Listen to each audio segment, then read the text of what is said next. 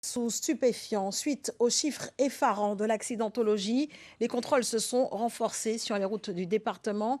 En 2025, les barèmes de suspension ont été relevés par le préfet. Conséquence, les retraits de permis augmentent de façon fulgurante dans l'archipel. Lydia Quérin, Christian Danquin. Dans son viseur, les voitures défilent une à une. Chaque allure est scrutée. Excès de vitesse, téléphone au volant, comportement jugé suspect. Ce jour-là, les contrôles se multiplient. Quand soudain, le radar jumelle s'affole. 125 km/h sur un axe pourtant limité à 80, l'automobiliste est immédiatement intercepté. Il y a une raison pour l'excès de vitesse ? Lors du contrôle, la situation se complique encore. Son permis est invalide depuis 2021 et le test salivaire se révèle positif aux stupéfiants. En l'occurrence, il est positif au cannabis, puisqu'il y a une absence de trait au niveau du cannabis sur le dépistage. Les conséquences sont immédiates. Sans permis valide, le conducteur ne pourra pas repartir. Son véhicule est immobilisé sur place. Des scènes devenues presque ordinaires. En 2025, la gendarmerie a procédé à 1447 rétentions de permis. Sur le territoire guadeloupéen, le fait de ne pas avoir de permis n'engendre pas une prise de conscience. Et les gens se disent, même sans permis, moi je peux quand même conduire et sont même des fois un peu interloqués sur le contrôle en disant, voilà, mais je n'ai pas le permis, mais bon, c'est peut-être pas si grave, quoi. Une fois la suspension prononcée, le retour au volant est strictement encadré. Le permis de ce jeune homme est invalide depuis 2019.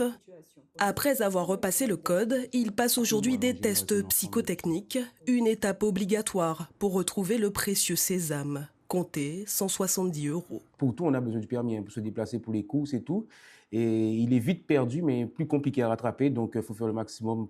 Concentration, réflexe, capacité à réagir, autant de critères évalués avant d'envisager une restitution du permis. Généralement, les personnes qui sont reçues, ce sont des personnes qui présentent une addiction, soit à l'alcool, soit aux stupéfiants.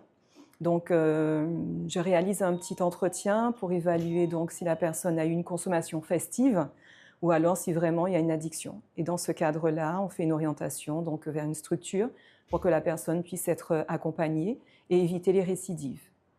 Depuis le 31 décembre 2025, les barèmes de suspension de permis ont été durcis par le préfet. Voici les nouvelles sanctions. Pour l'alcoolémie, si l'éthylomètre indique plus de 0,8 g d'alcool par litre de sang, 12 mois au lieu de 6 mois. Pour une conduite après usage de stupéfiants, 8 mois de suspension contre 6 auparavant. Mais cette fermeté a-t-elle un impact sur la sécurité routière? Difficile à mesurer.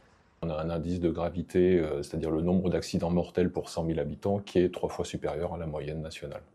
2 fois supérieur à nos voisins de la Martinique. Un des slogans de la sécurité routière, c'est qu'on est tous responsables, on est tous concernés, parce que ces personnes-là, ce sont nos voisins, ce sont nos cousins, ce sont nos frères, ce sont nos collègues. On a tous, on va dire, dans nos relations, dans nos proches, quelqu'un qui a été victime, donc on se doit de continuer. En 2025, 49 personnes ont perdu la vie sur les routes du département.